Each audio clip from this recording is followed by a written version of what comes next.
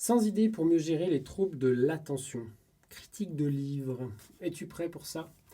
Alors, j'ai acheté plusieurs bouquins sur le TDAH pour m'informer, partager des informations. J'ai lu ce petit livre, Sans idée. Dans un premier temps, je vais évoquer des points positifs et puis ensuite, je vais développer des points plus négatifs. Comme ça, on va faire un petit peu de critique et je veux qu'il y ait du débat dans les commentaires. Si tu as déjà lu ce bouquin, eh bien, n'hésite pas à nous dire dans les commentaires ce que tu en as pensé, ce serait intéressant. Sans idée pour mieux gérer les troubles de l'attention avec ou sans hyperactivité pour aider les enseignants, les parents et les enfants. Donc effectivement, c'est un bouquin en 3 parties où on va retrouver justement l'explication des fois d'une seule et même chose. Les enfants doivent apprendre à ordonner leurs affaires, à mieux planifier, bref, tu vois un peu ce que je veux dire. Peu importe la petite action qu'ils doivent réaliser, elle est expliquée pour les enfants dans un langage d'enfant. Puis dans la deuxième partie, elle expliquait pour les parents, pas dans un langage, dans un langage d'adulte, mais pour les parents, pour qu'ils puissent transmettre une information à l'enfant.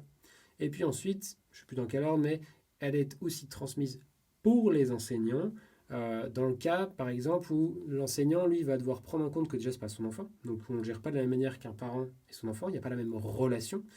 Et puis parce que ça s'inscrit souvent dans une classe. Donc dans la classe, comment est-ce qu'on fait quand on a 25 gamins à gérer, des fois 30, des fois plus forcément, ce n'est pas les mêmes contraintes. Donc, moi, ce que j'ai trouvé vraiment intéressant avec ce bouquin, c'est justement cette possibilité de comprendre ou de lire le livre de différentes manières. Des fois, tu as un bouquin, il va être uniquement ciblé vers un type de lecteur, et là, tu as tous les lecteurs. Et ça, c'est intéressant. Voilà. Autant j'achète le livre, je le lis pour moi, en tant que parent pour mon enfant, si j'en ai pas aujourd'hui. Je le prête à l'instit pour mon enfant, qui va lui aussi avoir une vision. On va avoir les mêmes informations avec une vision différente. Et mon gamin peut le lire, si tu as des gamins.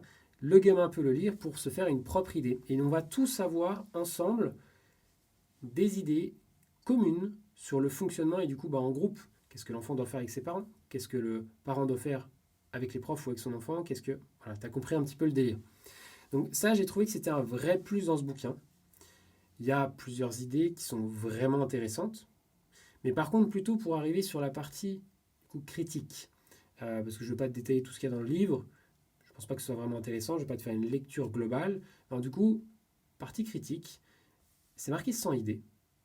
Et qu'on soit bien d'accord, du coup, vu qu'il y a 100 tirets dans le livre, mais divisé en 3 pour les enfants, pour les adultes et pour les profs, ça ne fait pas 100 idées.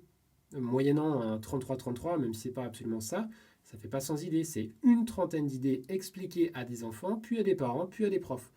Donc, ça fait vendeur sans idées. Tu as l'impression qu'il va y avoir beaucoup de choses. Mais en fait, quand tu prends d'une partie sur l'autre, c'est les mêmes idées expliquées aux mêmes personnes. Donc là, je fais exprès, je transverse ce que j'ai dit. Enfin, je transverse, je ne sais pas si ça se dit ça.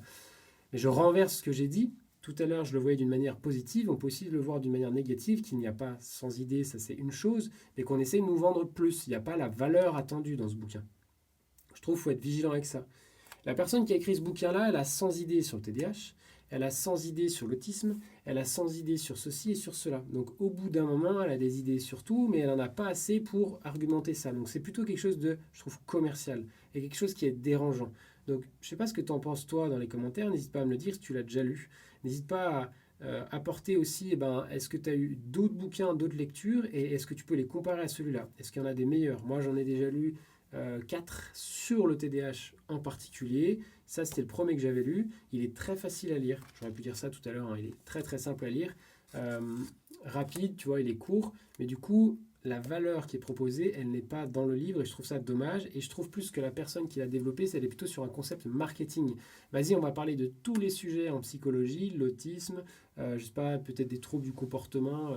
Je sais plus quels sont les autres bouquins, mais et de plutôt créer des grandes séries que d'avoir un bouquin bien établi, des articles scientifiques, des choses hyper pertinentes. Enfin voilà, je ne sais pas ce que tu en penses. Dis-le moi dans les commentaires, ça m'intéresse. Et puis si ça t'intéresse ce type de vidéo-là, je ferai peut-être d'autres critiques, d'autres livres.